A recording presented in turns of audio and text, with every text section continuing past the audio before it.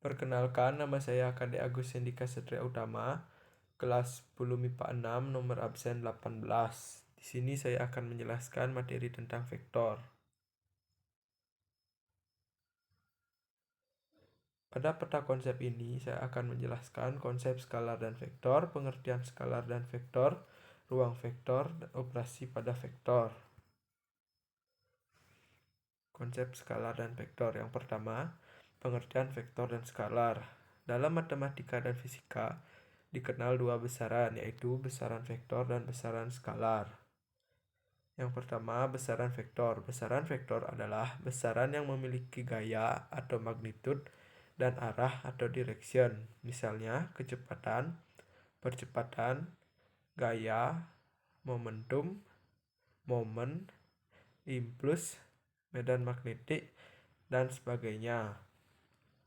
Secara geometris, vektor digambarkan sebagai ruas garis berarah dengan panjang ruas garis menyatakan besar vektor dan arah ruas garis menyatakan arah vektor.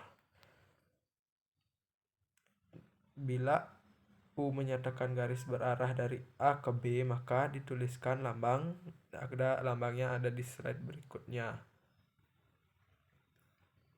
Lambang seperti ini yang dibaca, vektor AB mewakili vektor U, sedangkan AB adalah vektor yang pangkalnya A dan ujungnya B. Nomor 2, besaran skalar.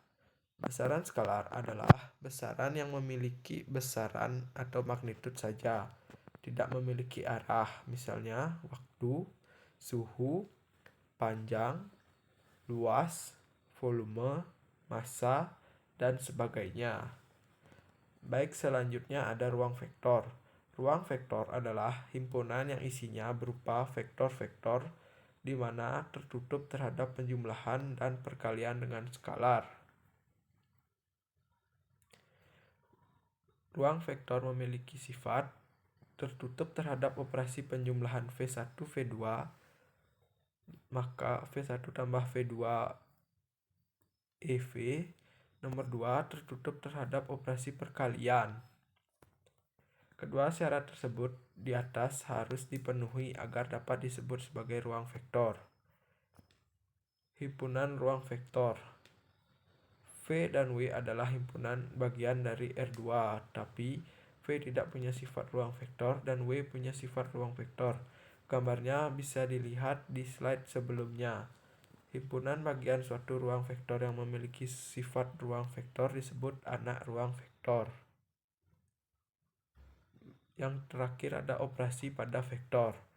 Dalam operasi vektor ada 5, yaitu yang pertama, perkalian vektor dengan bilangan real. Secara geometris, secara aljabar, jika vektor A sama dengan XA, YA, ZA, maka KA sama dengan K, XA, YA, ZA sama dengan K kali XA, K kali YA, K kali ZA. Nomor 2, penjumlahan vektor. Diketahui vektor A dan B. Secara geometris, vektor A dan B dapat dijumlahkan dengan cara sebagai berikut. Jika A sama dengan X1, Y1, Z1E, maksud saya XA, YA, ZA, dan B sama dengan XB, YB, dan ZB, maka akan mendapatkan vektor A tambah vektor B sama dengan XA tambah XB, YA tambah YB, dan ZA tambah ZB. Penjumlahan dua vektor memiliki sifat-sifat, yaitu sifat komutatif, sifat asosiatif, unsur identitas, inverse tambahan atau inverse aditif. Inverse tambahan dari vektor. Dapat dilihat sifat-sifatnya pada gambar di sampingnya. 3, pengurangan vektor. Diketahui vektor A dan B, pengurangan vektor A min B dapat dinyatakan dalam bentuk penjumlahan vektor A tambah min B dengan vektor B adalah vektor yang panjangnya sama dengan vektor B dan arahnya berlawanan dengan vektor B. Jika ada vektor A min B sama dengan X XA-YA-ZA min XB-YB-ZB sama dengan XA min XB, YA min YB, dan ZA min ZB. 4. Ada panjang vektor. Panjang vektor jika vektor A sama dengan A1 dan A2 sama dengan A1I tambah A2I, maka panjang dari vektor A adalah akar A1 kuadrat tambah akar A2 kuadrat. Itu di ruang 2. Dan di ruang 3, jika vektor A sama dengan A1, A2, A3, maka A1I tambah A2J tambah A3K. Maka panjang vektor A adalah akar A1 kuadrat ditambah A2 kuadrat tambah A3 kuadrat. Nomor 5 ada perkalian skalar secara aljabar.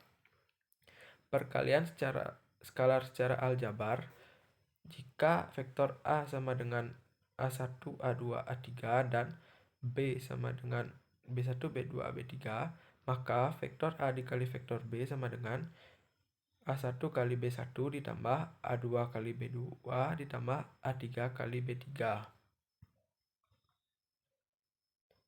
Baik, ini adalah soal yang saya berikan untuk menambah pemahaman kalian tentang materi yang saya berikan.